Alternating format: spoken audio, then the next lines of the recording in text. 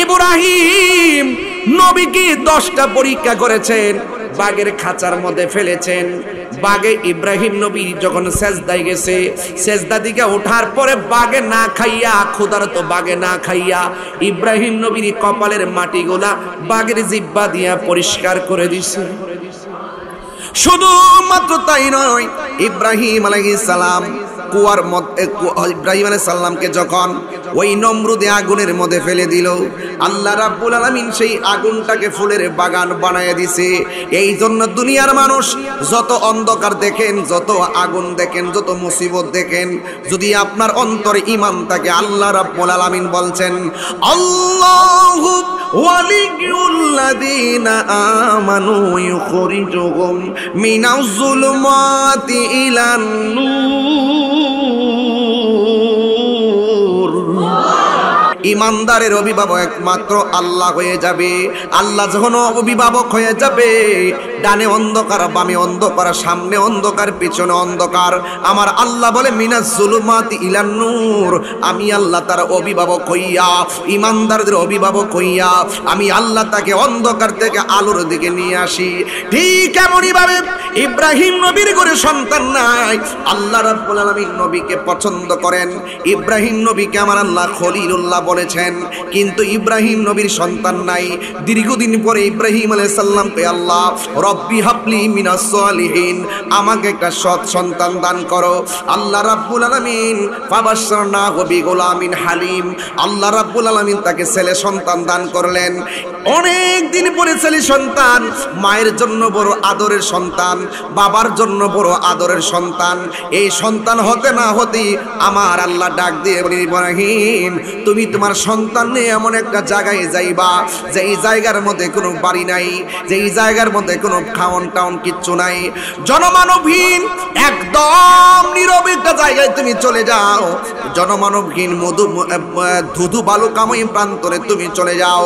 ইব্রাহিম নবী সন্তান নিয়া, আর স্ত্রীর নাম হলো হাজেরা, ওই হাজেরাকে নিয়ে এমন একটা জায়গায় গেছে, ডানে কোনো মানুষ নাই, বামে কোনো মানুষ নাই, সামনে কোনো মানুষ নাই, পিছনে কেউ নাই। যার কেউ নাই, জবানটা খুলে বলো তার কে আছে? আরো চিৎকার মেরে বলুন কে আছে? ও বন্ধু, হাজেরা ডাক দিয়া কয়, স্বামী গো, অনেক দিন ধরে সন্তান নাই। কোন মহিলার ঘরে 12 বছর সন্তান হয় না, একটা সন্তান হলে কত আনন্দ লাগে। এমন ভাবে হাজেরা কয়, স্বামী আমাকে আল্লাহ সন্তান দিয়েছে, এই সন্তানকে আপনি মরুভূমির বালতি নিয়ে আসছেন, মস্কের ভিতরে অল্প পানি আর কিছু শুকনা খাবার আপনি এখানে নিয়ে আসছেন। এবার ডাক দিয়া বলে, ও হাজেরা, আমি এখানে নিয়ে এসেছি, এরপর আমি তোমার সাথে থাকতে পারবো না, তুমি তোমার সন্তান নিয়ে এই মরুভূমির বালুর মধ্যে। ইব্রাহিম নবী ডাক দিয়ে, হাজেরা, যদি আমি তোমাকে মরুভূমির বালিতে নিয়ে এসেছি, কিন্তু আমি তোমার কাছে থাকতে পারবো না, আমি সন্তানের কাছে থাকতে পারবো না, আমাকে এখান থেকে অনেক দূরে চলে যেতে হবে। হাজেরা কয়, স্বামী এখানে কেউ নাই, কোনো মানুষ নাই, কোনো কিছু নাই, আমি আমার সন্তান নিয়ে কেমনে থাকবো? কয় কিছু করার নাই, আমাকে চলে যেতে হবে। এবার হাজেরা তার স্বামীকে ডাক দিয়া কয়, স্বামী আমি আপনার কাছে জানতে চাই, আপনি কি আমাকে আপনার ইচ্ছাই মরুভূমির বালিতে নিয়ে এসেছেন, নাকি অন্য কাহারও ইচ্ছাই? আপনি কি আমাকে নিজের ইচ্ছায় এখানে রেখে যাচ্ছেন, নাকি অন্য কোনো কারণে? ইব্রাহিম নবী ডাক দিয়ে, হাজেরা ঘর থেকে বের হয়েছি আমার আল্লাহ পাকের কথায়, যিনি আমাকে দীর্ঘদিন পরে সন্তান দিয়েছেন, আমি এখন মরুভূমির বালির মধ্যে রেখে আমাকে অনেক দূরে চলে যেতে হবে। আমি নিজের ইচ্ছায় যাচ্ছি না, আমি আল্লাহর ইচ্ছায় চলে যাচ্ছি। এখন হাজারার রিয়াকশনটা কি দেখেন? আরে আমার দেশের মহিলা যদি হইতো, বলতো কি জানেননি, আমি খাইমু কি, সন্তান রাখবে কে, তুমি যাইতে পারবা না। আর হাজারা ডাক দিয়া কই, স্বামী আল্লাহ যদি বইলা থাকে, আমাদেরকে এইভাবে রেখে চলে যাওয়ার জন্য। আপনি নিঃসন্দেহে চলে যাইতে পারেন। আমি হাজারের বিশ্বাস হলো যে আল্লাহ আমাকে এতদিন পরে সন্তান দিতে পারে, আর যে আল্লাহ রাব্বুল আলামিন আমাকে ঘর থেকে এখানে আনার জন্য বলতে পারে, আপনি স্বামী যদি আমাকে একা রেখে এখান থেকে চলে যান, তাইলে শুনে রাখেন গো, আপনি চলে যান, আমি হাজার কোনো অসুবিধা নাই। আমি বিশ্বাস করি আমার আল্লাহ রাব্বুল আলামিন আমি হাজারাকে, আমার সন্তানটাকে আমার আল্লাহ না খাওয়ায় মারবে না। আরে শুটকির ভর্তা দিয়ে ভাত খান, আল্লাহ যদি রাজি থাকে এই খাবারের ভিতরে বরকত আছে না নাই? আরো জোরে বলেন আছে না নাই? ও বন্ধুরি, হাজারাকে রাইকা চলে গেলেন। হাজারা শুকনা খাবার শেষ হইয়া গেছে, স্তনের দুধ শুকাইয়া গেছে, মস্কের পানি শুকাইয়া গেছে। বাড়ি নাই কাউরে বলবে একটু পানি দাও, বাড়ি নাই কাউকে বলবে একটু খাবার দাও। ও বন্ধু, এবার হাজারা দেখতেছেন সন্তান গলা শুকাইয়া গেছে, স্তনের দুধ শুকাইয়া গেছে, মস্কের পানি শুকাইয়া গেছে, একদম পানি নাই, খাবার নাই। হঠাৎ করে দেখতেছেন একটা পাহাড় দেখা যায়, ওই পাহাড় থেকে ঝর্ণার পানি ঝরছে। ওই হাজারা সন্তানের পানির দরকার, কিন্তু হাজারা জিব্বা দেয়, কিন্তু জিব্বা শুকাইয়া গেছে। কিন্তু হাজারা যখন দেখলেন পাহাড়ের মধ্যে পানি চিকচিক করতেছে, ওই হাজারা দৌড়াইয়া পাহাড়ের মধ্যে যে পাহাড়টাতে গেছে, ওই মিজান, ওই পাহাড়ের নাম হলো সফা। ওই পাহাড়ে যখন গেছে, যা মনে করছিল ঝর্ণার পানি ঝরতেছে, হাজারা যায়া দেখে পানি নাই, যায়া দেখে ওই বালুগুলা পাহাড়ের উপরে চিকচিক করতেছে। হাজারা মনে করছে ঝর্ণার পানি, যেই মাত্র দেখছে বালুগুলা চিকচিক করে, তখন হাজারার মন ভাঙ্গা গেছে।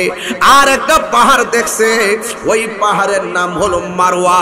ওই পাহাড়ের মধ্যে পানি চিকচিক করে, একটা দৌড় দিয়া ওই পাহাড়ে গেছে, যাইয়া দেখে পানি নাই, বালুগুলা চিকচিক করতেছে। কোরআন শরীফের ভিতরে আল্লাহর যত নিদর্শন আছে, দুইটা নিদর্শনের কথা কোরআনে উল্লেখ করছে। একটার নাম হলো সাফা, আর একটার নাম হলো মারওয়া। এইগুলো আল্লাহর কুদরতি নিদর্শন সমূহের মধ্যে অন্যতম নিদর্শন। এই জন্য আল্লাহ কোরআনে বলেছেন, ইন্নাস সাফা ওয়াল মারওয়াতা মিন শাআইরিল্লাহ।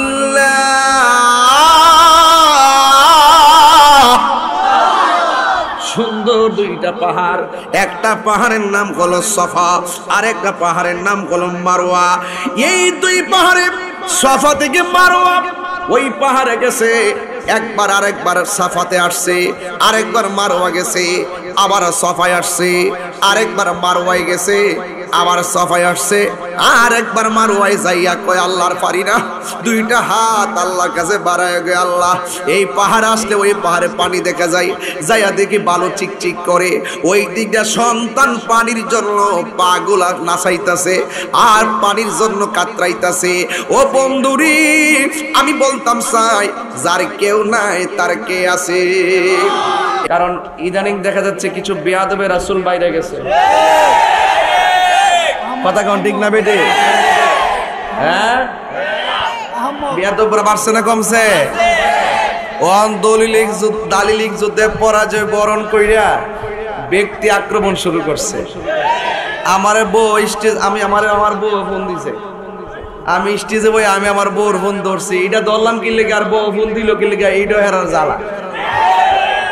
আমার বউ আছে, ফোন দিত না। তোমরা না ধরলে আরেক বই কবে যে হ্যাঁ এই বড় ফোন ধরছে, আমারটাতে তুমি ধরছো না, আমার তো একটা ভাই ধরতেই, কথা কন ঠিক না বেটে? হ্যাঁ ঠিক না? তো এই জন্য এটা ধরলাম কি লেগা। এরপরে আপনার ওয়াজের ভিতরে নবীর শান গাই কি লেগা, ইত্যাদি এডিটিং করে সাইরা দিয়ে আমার ব্যক্তি আক্রমণ শুরু করছে, আর সাইবার আক্রমণ শুরু করছে। তোরা আমার ব্যক্তি আক্রমণ করে কিতা করবি, আর সাইবার আক্রমণ করে কিতা করবি? সাইবার আক্রমণ করলে আমার চ্যানেল খাইবি, আমার পেজ খাইয়া ফেলাইবি, আমার ফেসবুক আইডি ডিলিট করে ফেলাইবি, একবারে নষ্ট করে ফেলাইবি। রাখ, আরে বেটা ফেসবুক আইডি ডিলিট হইলে হয়ে যাইব, কারণ এগুলো আমার ব্যবসা না। 2 নম্বর হইলো আমার জীবনটা গেলে গে যাইবো গা, আমার এই বই দেখা লাভ নাই। তাহিরি হুজুর কাউরে ধরে না, দললে ছাড়ে না।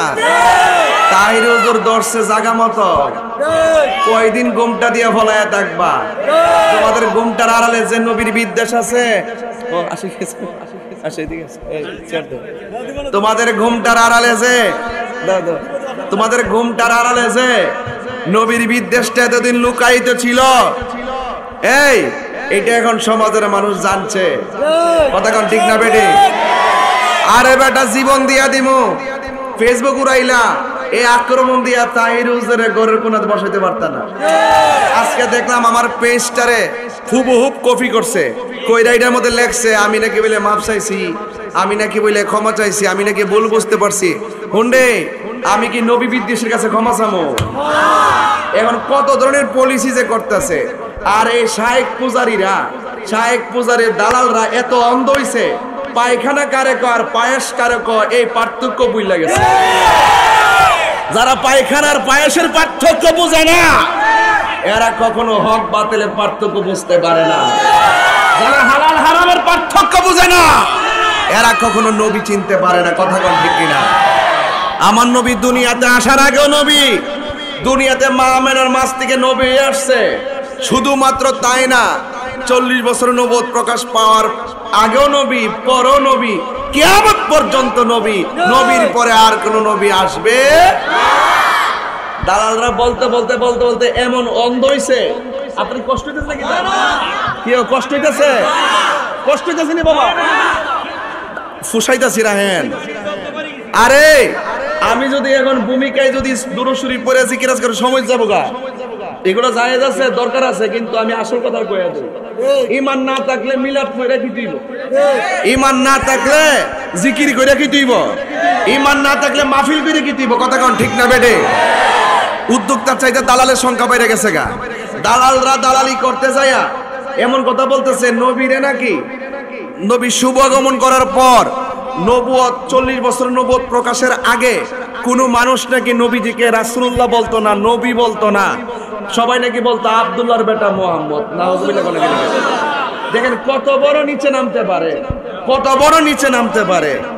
অথচ যারা বলছে যে নবীকে 40 বছর পর্যন্ত তারা নবীকে নবী বলে ডাকতো না, রাসূল বলে ডাকতো না, আমি তাহিরি বইলা দিলাম, আমি প্রমাণ করে দিব যে 40 বছর আগে নবীকে মানুষ শুধুমাত্র নবী বলতো, নবীও বলতো, শুধু নবী বলতো না, রাহমাতুল লিল আলামিনও বলতো, খাতামুন নাবিয়িনও বলতো, আল্লাহর রাসূলও বলতো। আমি প্রমাণ দিয়া দিব। এই বাটফারগুলো স্বার্থের জন্য সামনের হাদিসটা ব্যবহার করব, এই হাদিসটা ব্যবহার করে অপব্যাখ্যা করব। আবার যখন আমরা দৈরালামো আবার এটারে পাশ কাটা যাবো গা। এই হাদিসের পরে যে আরো হাদিস আছে এইগুলা পড়ে না। এই যে তথাকথিত কতগুলা বাইরে এসে জাহেলে মোরাক্কাব নায়েবে শয়তান, আর দালালি করার একটা প্রকার আছে। আমি কইলাম যে নবীজি দুনিয়াতে আসার আগেও নবী ছিল, দুনিয়াতে আসছে নবী হইয়া 40 বছর নবীর নবুয়তি প্রকাশ পাইছে, তখনও তিনি নবী, কিয়ামত পর্যন্ত তিনি নবী। এই নবীর পরে আর কোনো নবী আসতো না। তখন দালালরা আমারে বোঝা সুনামগঞ্জের বন্যা। আচ্ছা আমি কি তা বন্যা লইয়া প্রশ্ন করছি? আমি কি তা বেটা উপকার করে না অপকার করে ইত্যাদি কথা কইছি? আমি কইছি নবীর নবুয়ত নিয়া, আমি বলছি নবীজিকে নিয়া। তারা আমার বুঝাইতেছে, তারা আমার আমি বাউল বক্তা, তারা আমার আমি বলে ফাউল বক্তা, তারা আমার আমার এলেম নাই কালাম নাই, এলেম নাই কালাম নাই, বেড়ার লগে বস না। বাবাই যে আলটিমেট 24 ঘন্টা কিরে যে মামলাটা করছি না হলো, এইটাই তো তোরা হলো বুঝছস না বাবা। যখন দেখছি যে মামলাটা আসার লইয়া যামো, যাওয়ার সময় দিয়ে যে 10-15টা দালাল বাইরে গেছে গা, ভাবলাম যে এটার একটা দিয়া লাভকে হিড়িয়ে ডোহাই দিই। এটা যত বাড়তেছে মামলাটা আসার তত বাড়তেছে, সবটির দইরা পেন ড্রাইভ কইরা লিংক আইন না। এই বেটা এই শাইখ ফুজের আছে নাকি কেউ না? এটা সেট চালাম কিন্তু বেটা কয় দিলাম। এই বেটা কথা কস আস্তে। আমরা শাইখ পূজারি না। আমার বাপে যদি নবী 40 বছর আগে নবী ছিল না, ওই বাপরা আমি তালাক দিয়ে দেব। তোরা অন্ধ দালাল, আমরা দালাল না, আমরা নবীর প্রেমিক। কথা কোন ঠিক কিনা বলেন? এই জন্য দালালি বন্ধ করতে হবে। সব মিলে তাহিরের ব্যক্তিগত অ্যাটাক শুরু করছে। এরা মনে করছে আমি গরুর কোন যতক্ষণ গুমটা মৌলবী মাফ না চাইব ততক্ষণ পর্যন্ত তাহিরির অ্যাকশন টু অ্যাকশন চলবে। হাত তুইলা বলো, হাত তুইলা বলো। ডাইরেক্ট তাহিরির অ্যাকশন, ডাইরেক্ট অ্যাকশন। তাহির তুমি এগিয়ে যাও, আমরা দিব পাশে। তাহিরির ভয় নাই, রাজপথ ছাড়ি না, রাজপথ ছাড়ি না। তাহিরির ভয় নাই, সুন্নিয়তের তলোয়ার আন্দোলন কারিগর। ভাইরা আমার, ভাইরা আমার শুনুন, তাইলে আমরা নবীর পক্ষে আসি না নাই? আর যেরকম আসি না নাই? আপনার কি কষ্ট হইতেছে? আমরা দালালির জোরে চলি না, আমরা দলিলের জোরে চলি। ইনশাল্লাহ এক আছেন তো সবাই? এক আছেন তো সবাই? সবাই বলেন তুমি জীবন, তুমি মরণ, আধার ঘরে তুমি আপন, তুমি জীবন, তুমি মরণ, আধার ঘরে ওন তুমি মুদের পাড়ের তরি, তুমি মুদের তুমি নিদানে তোরা নেওয়ালা ইয়া রাসূলুল্লাহ ইবাল্লাহ ইয়া রাসূলুল্লাহ বিবাল্লাহ ইয়া রাসূলুল্লাহ তুমি মোদের আশার আলো, তাই তো তোমায় বাসি ভালো, তুমি মোদের তাই তো তোমায়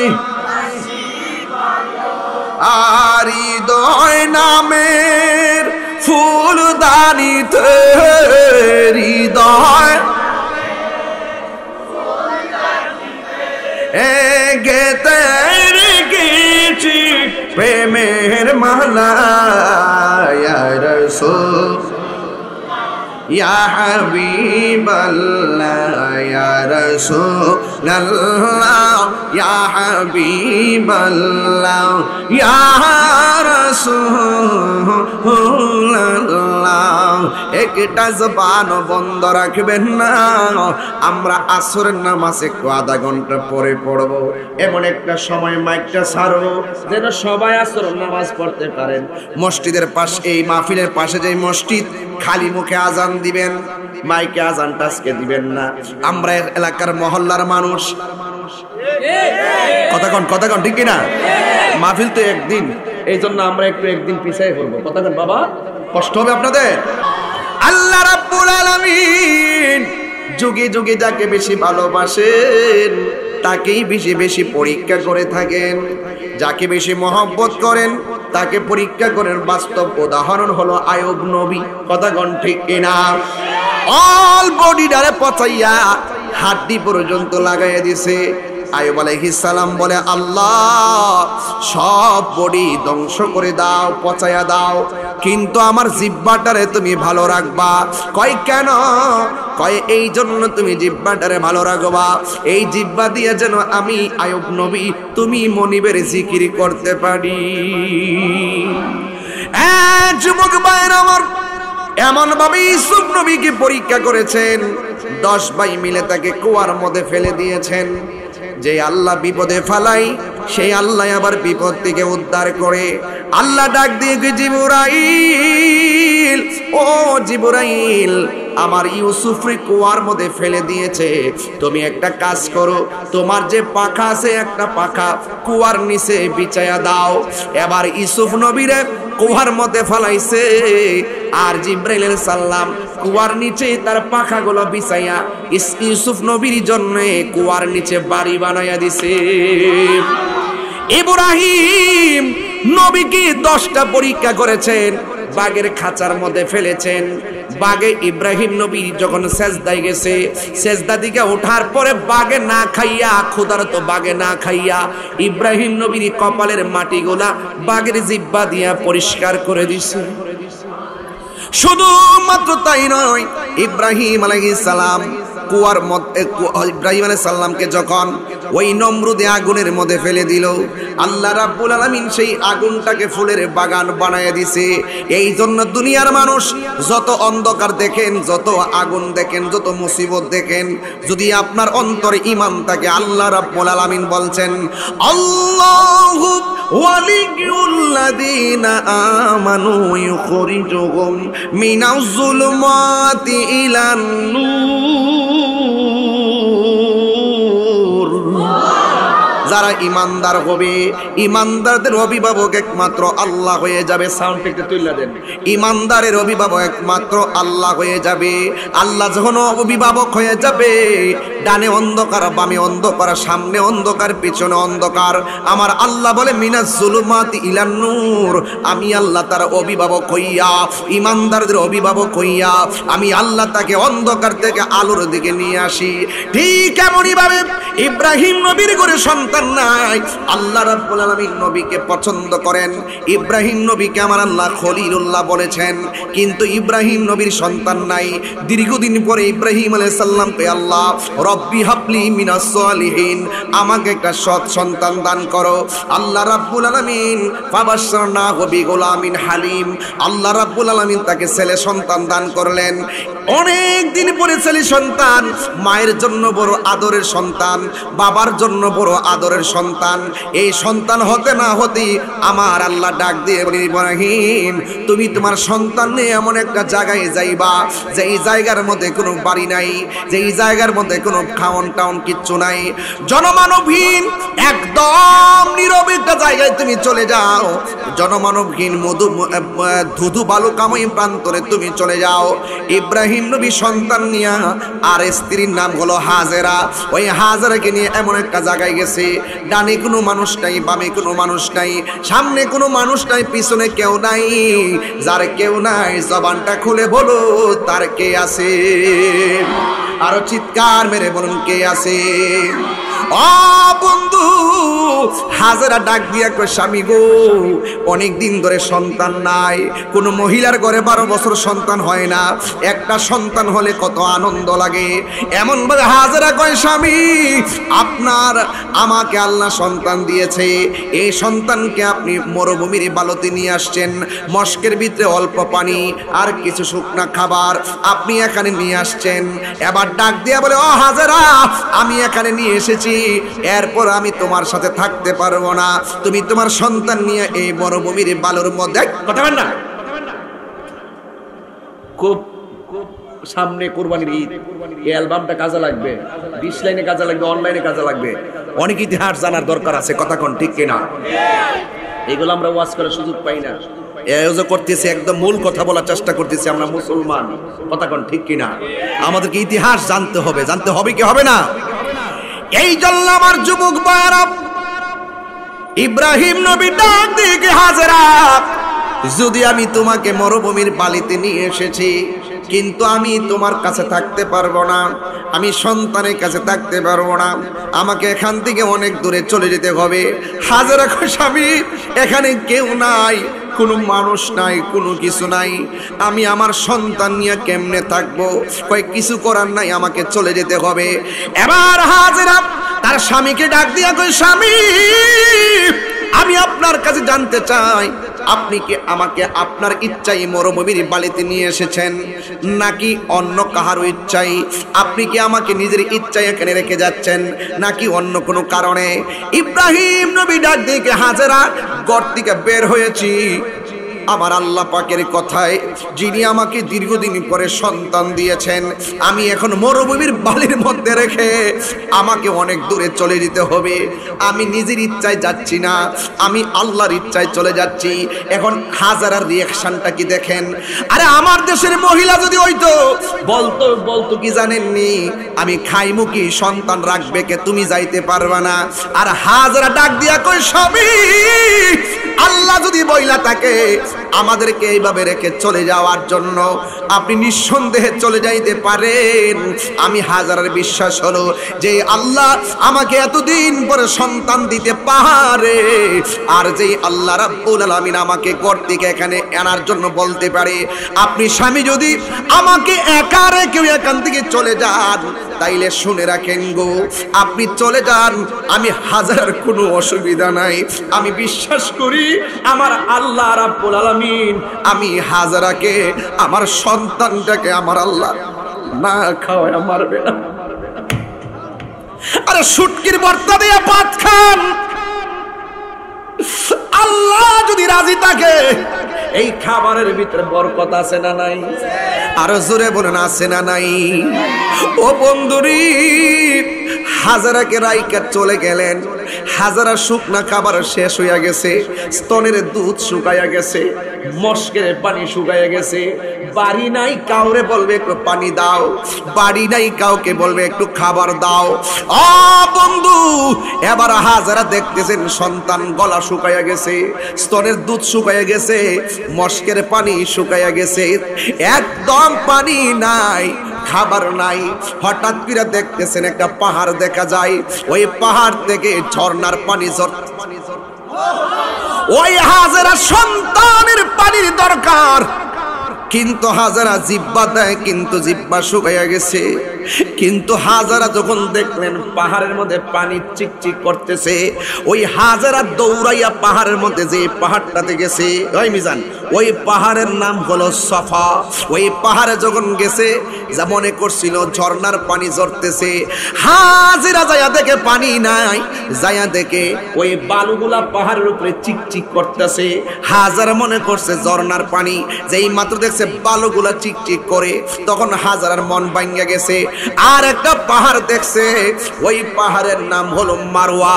ওই পাহাড়ের মধ্যে পানি চিকচিক করে, একটা দৌড় দিয়া ওই পাহাড়ে গেছে, যাইয়া দেখে পানি নাই, বালুগুলা চিকচিক করতেছে। কোরআন শরীফের ভিতরে আল্লাহর যত নিদর্শন আছে, দুইটা নিদর্শনের কথা কোরআনে উল্লেখ করছে। একটার নাম হলো সাফা, আর একটার নাম হলো মারওয়া। এইগুলো আল্লাহর কুদরতি নিদর্শন সমূহের মধ্যে অন্যতম নিদর্শন। এই জন্য আল্লাহ কোরআনে বলেছেন, ইন্নাস সাফা ওয়াল মারওয়াতা মিন শাআইরিল্লাহ।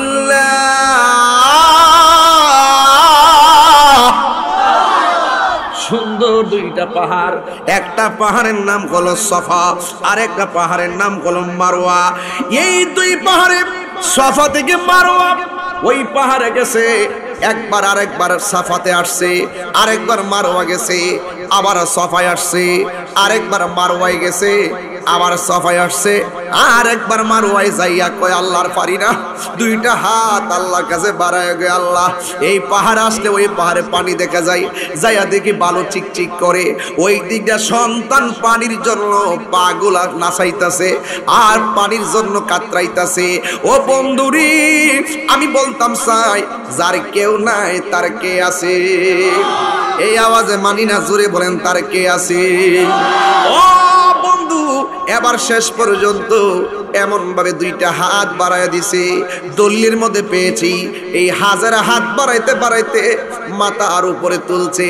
আর আমার দেশের শায়েখ পূজারীরা নামাজের পরে দোয়ার সময় হাত তুললা দোয়া পায় না। কি পূজারি কইলাম? শায়েখ পূজারি, জোরে কোন কি কইলাম?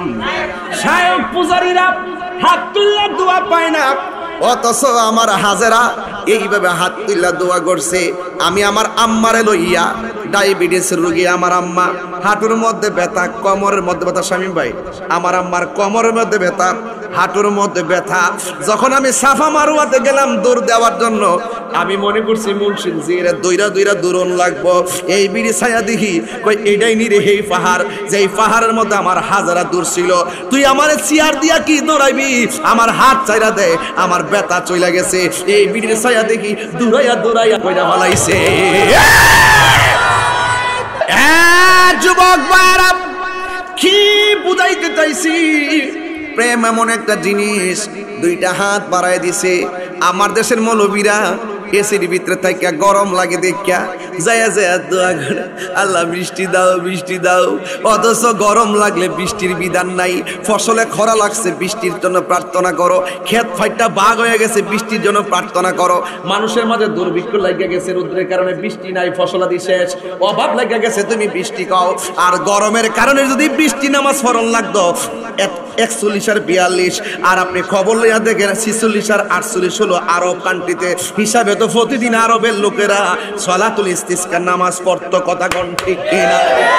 বুঝা গেল গরম লাগে, গরম লাগে, এসি বলবি গরম লাগে রে বাবা।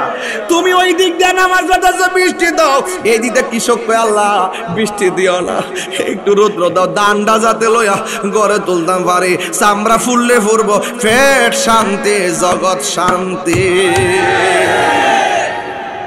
আন্দারপুরের মানুষ আমি, আন্দার ঘরের বাসিন্দা। ও আল্লাহ, কথা না ও আমি এক সিলেটের বেটা, অ্যাক্সিডেন্টে মারা গেছে হাসান ভাই। আরে আমদার কি কষ্ট হইব। শামীম ভাই আসেননি ভাই? ভাই কাপ্রিস এবার ইনশাল্লাহ আছে ভাই। তাহিরে ভাই আসি রে ভাই, আসি ইনশাল্লাহ। আসেননি আপনারা? আরে তুই হাত দিলে আসেননি বাজার না রে তাকবীর। একটু গানটা গাইলে তুমি। আন্দারপুরের মানুষ আমি, আর আন্দার ঘরের বাসিন্দা। ও আল্লাহ, আমি এক পাপিষ্ঠ বান্দা। ও আল্লাহ, আমি এক পাপিষ্ঠ বান্দা। আন্দার ঘরের রাস্তা সোজা, ঘাড়ের উপর পারের বোঝা। আন্দার ঘরের রাস্তা সোজা, ঘাড়ে লইয়া পারের বোঝা। আল্লাহ রাসূল মুর্শিদ ভোজা, আল্লাহ রাসূল মুর্শিদ ভোজা, এই পাগলের দান্দা গো। ও আল্লাহ, আমি এক পাপিষ্ঠ বান্দা। ও আর কষ্ট আছে। ও আল্লাহ, আমি পাপিষ্ঠ বান্দা। মারহাবা গন্না গিলে কে অর্থটি কি তা খারাপ নি? অর্থটি মিয়াজিকে বালাইনি বালা কর, কথা কর ঠিক না বেটে? এই একটা লেখার কারণে বেস্ট হয়ে যাবো গাছ। বেটা অ্যাক্সিডেন্ট করছে, আল্লাহ তারা শহীদের মতো দান করে, আমিন কর। আর একটা রাত্রেবেলা ওই দিন বললাম পরশু দিন কইতাম নি রে বাজার। ও আল্লাহ, রাইত হইলে ডরা, রাত পুহাইলে ডর, বয়স কলি বইলা যায়। রাত্রেবেলা কেমন ডরা, আল্লাহ আল্লাহ ফেসাবটা করে রে বাবারে, জিন্নি ধরে রে। সহাল বেড়া বেলা বুক ফুলে আরে কাটারে আসত রে। দেখেন কি ঠান্ডা গায়ে গেছে, দেখেন কি লেখারে লিখে গেছে। ওই আল্লাহ রাইত হইলে ডরাই, রাত পোহাইলে ডর, বয়স কলি বইলা যায়। দিনে রাইতে তোমার বান্দার কলবে যেন পাই, দিনে রাইতে তোমার বান্দার কলবে যেন পাই। ওই আল্লাহ রাইত হইলে ডরাই, রাত পোহাইলে ডর, বয়স কলি বইলা যায়। আমি সৃষ্টি তুমি স্রষ্টা, আমার কিবা সাধ্য, যখন তখন উইরা যাইতে জীবের জীবন বাধ্য। বাস্তার বাইনি সারা জীবন, যখন আয়া পূর্ব আহে মালাকুল মউত, তখন যাইতে বাধ্য। তুমি আমি সৃষ্টি তুমি স্রষ্টা, আমার কিবা সাধ্য, যখন তখন উইরা যাইতে এই তাহিরি বাধ্য। কথা গণ ঠিক কিনা? সব ক্ষমতার প্রতিপাদ্য হর হামেশা গাই, সব হামেশার আরে সব ক্ষমতার প্রতিপাদ্য হর হামেশা গাই। আল্লাহ রাইত হইলে ডরাই, রাত পোহাইলে ডর, বয়স কলি বইলা। কর্মগুণে মর্ম গুলে অসার কার্য করি, রসে রঙ্গে বাইতে বাইতে ও কোন গাঙ্গে তরি। কুল ফিরাও দয়াল কান্দারি পারের মালিক সাই কুল ফিরাও দয়াল কান্দারি পারের মালিক সাই আল্লাহর রাই তইলে ডরাই রাত পোহাইলে ডর বয়স কলি ভুইলা যায় কথা কোন ঠিক কিনা হাই রে ও হবিগঞ্জের কোন গ্রাম পশ্চিম বাদই তৈলে বোঝা যায় পূর্ব বাদই আছে জ্বালা জোরাই না পূর্ব বাদই আসেনি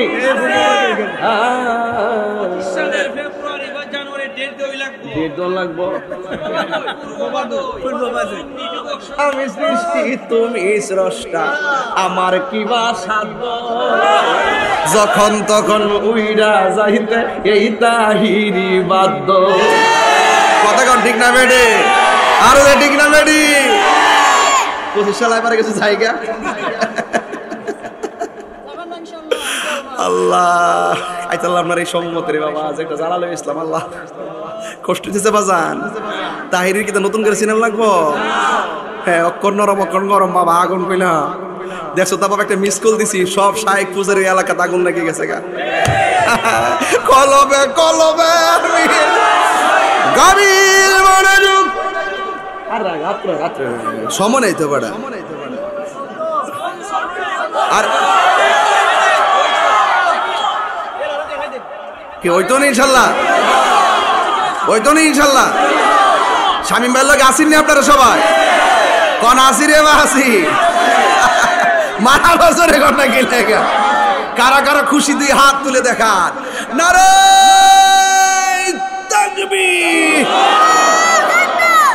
বাজান দুপুরে কিছু খাইতে পারলাম না শামীম ভাইয়ের অফিসে যায় যদি কিছু খায় আর কি কারণ আসেনি কিছু কেন না এনে বইতাম না এনে বটাইম না আমি এবার বাইরের অফিসে যাবো একটু দোয়া করুন বাইরে লাগে মারা বাজারে একটা সাম দোয়া একটা আছে খাস দোয়া কথা কোন ঠিক নেই একটা আছে পাঁচ ওয়াক্ত নামাজের পরে দোয়া একটা আছে তাহাজ্জুদ নামাজের পরে দোয়া ঠিক নিও কোন কাম লাগে যায় কোন জানো তো বাবা মারা বাজারে আচ্ছা আমি যে শানটা গাইছি আপনারা কি এটার গান কইবেন শানটার ভিতরে অর্থ আসেনি কথা কোন সক্ষমতার প্রতিপাদ্য হর হামেশা গাই আল্লাহ রাই তৈলে ডরাই রাত পোহাইলে ডর বয়স কলি বুইলা হেরা মনছে আমার বুঝি বাউল কইলে আর আমি জিতা বুঝি সাইরা দিব বেটা আরে বেটা এটা না গেলে তো আমরা ফ্রেম হয়ে আই না কথা কোন ঠিক না বেড়ে হেরা আমার নামে বাজান মাজার পূজারে দিয়া গান বার করছে ওই বন্ড দিয়া মাজার পূজারে দিয়া গান বার করছে আমি কইলাম কিতা আর হেরা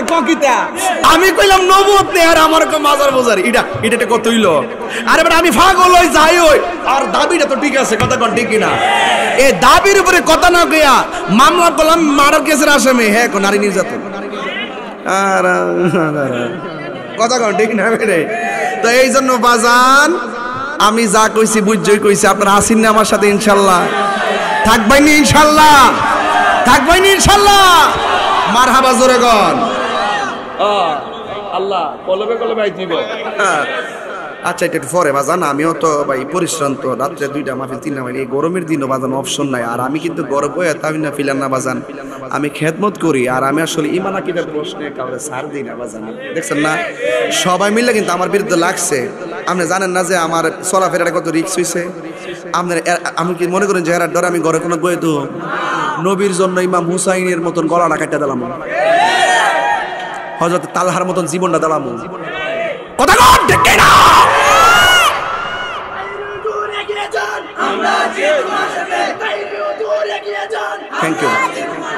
থ্যাংক ইউ মারহাবা জোরে কর আমরা নবীর জন্য কেউ কাউকে ভালোবাসি তাহিরকে না নবীর জন্য তাহিরকে সবাই ভালোবাসে কথা কোন ঠিক কিনা আর নবীর জন্য আমি আপনাদেরকে ভালোবাসি কথা বলেন ঠিক কিনা বলেন ওরা যে আমার নামে গান মার করছে মাজার পূজারে দিয়ে আমরা কি মাজার পূজা করি না কইলে দেখেন কত বড় নষ্টর ঘরের নষ্ট ইতালে নষ্টর ঘরের নষ্ট আমি করি মাজার জিয়ারত আর আমার কো মাজার পূজা করি আর তোরা যে সরাসরি তোদের শাইখ যে নবীর বিরুদ্ধে কথা বলছো এরপর তোরা নবীর তোরার শাইখের পক্ষে তোরা কথা কস তাইলে বোঝা তোরা শাইখ পূজারি আমরা মাজার পূজা করি আমরা মাজার জিয়ারত করি আর এরা যে গান লেখছে আমি কিন্তু গাইতাম পারি আমি কিন্তু আবার লেখতামও পারি আমি যখন গাওয়া শুরু করবো তখন গেলাম শায়েক কিন্তু ঘরে কোনায় ঢুকে যাবে। তোমরা কিন্তু ফেসবুকটার আহমদুল্লাহ সাহেব মনে করতেছে আমি উনারে বলদইরা বুঝে উনার বিরুদ্ধে গেছি, উনাকে উনার দলের লোকেরা ডুবাইতেছে। কথা কোন ঠিক কিনা? আমার বক্তব্য হয়তো সঠিক, এই জন্য উনি চুপ করে ঘরে বসে গেছে। কথা কোন ঠিক কিনা? আমার বক্তব্য হয়তো সঠিক, এই জন্য আহমদুল্লাহ সাহেব চুপ করে ঘরে বসে গেছে। যদি আমার দাবি মিথ্যা হইতো তাইলে উনি আইসা দলিল দিত, জবাব দিত। যেহেতু উনি চুপ করে বসে রয়েছে তাহলে বোঝা গেল উনি যে ভুল করছে এটা স্বীকার করছে, শরমে ঘর থেকে বাইরে না। এখন উনার পক্ষে যারা দালালি করতেছে ওরাই কিন্তু মাঠটারে গোলাট করতেছে। কথা কোন ঠিক না বেটে? একজন এসে বলতেছে এটা শায়েখ আহমদুল্লাহ সাহেবের কথা না, এটা হলো কথাটা হইলো ওই প্রশ্নকারীর কথা। একজন আগে কইতেছে এই কথা, আর একজন কইতেছে আহমদুল্লাহ সাহেব যেটা কইছে এটা ঠিক আছে, এটার পক্ষে আবার দলিলও দিতেছে। তাইলে আমরা মনে ধরম কোনটা? এই জন্য এই ওদের পক্ষের আলেমদের বিভ্রান্তিকর বক্তব্যের কারণে আহমদুল্লাহ সাহেব আজকে হয়তো মানুষের যে ভুল তো হইতেই পারে, একটা স্লিপ টাং হোক আর গবেষণার ভুল হোক কইরা ফেলাইছে। আজকে ওনারে কিন্তু ওনার দলের লোকগুলো ওনার পক্ষ অবলম্বন করতে যায়া অতিরঞ্জন কইরা অনেক সময় তার পক্ষে বলতেছে, অনেক সময় তার বিপক্ষে বলতেছে, বইলা কিন্তু মূলত ওনারাই বরাক বাস্ত দিতেছে। আহমদুল্লাহ সাহেবের উচিত তাড়াতাড়ি উনি ঘরের কোণা থেকে বাইরে আইসা তাড়াতাড়ি ভুল স্বীকার কইরা ক্ষমা চান, আমরাই ওনার মাথা তুলে নাচবো। কথা ঠিক না? আর সঙ্গীত বের করছে নাকি আমারে মাজার বাজার কইরা? আমি যদি আজকে লেখা কালকে একটা সঙ্গীত গাই, হেরা চাতে 10 গুণ বেশি বাইরে লিও আমারটা। কথা কোন ঠিক না বেড়ে? আর এরা এখন তো এটা গড় সিজন না, এরা তো মাহফিল টাফিল নাই, মসজিদের ভিতরে অতলা বুম্বা লাগায়া ওয়াজ করে সাইরা দেয়, দিয়া বুঝায় যে সামনে মনে 20,000 লোক সাইয়া দেখ, দিনের বেলা মাহফিল করতে সাইয়া দেখ অবস্থাটা কি তা অন মাহফিল নাই দিকে ভাবছে তাহিরি বাবার নামে যদি কিছু কিছু ভিউয়ার্স হইব বাবার নামে কইলে যদিও মুখে মুখে বাউল, আসলে মূলত গোপনে বাবা কো যে বাবার উসিলে আমরা সংসারটা চলতেছে। এটা বুঝি, আমি এমনি বুঝি যে এরা ইউটিউব থেকে কিছু ইনকাম করতেছে। বাবারে এখনো সময় আছে, চলে আসো লাইনে, এখনো সময় আছে। সময় হারায় যদি বুঝে কাম হবে না, এখন ভাবিলে কি হবে গো? যা হবার তা হয়ে গেছে। তাড়াতাড়ি তওবা করে ফিরে আসো বন্ধু, আহমদুল্লাহ সাহেব ফিরে আসো। কথা কোন ঠিক না? গভীর মনোযোগ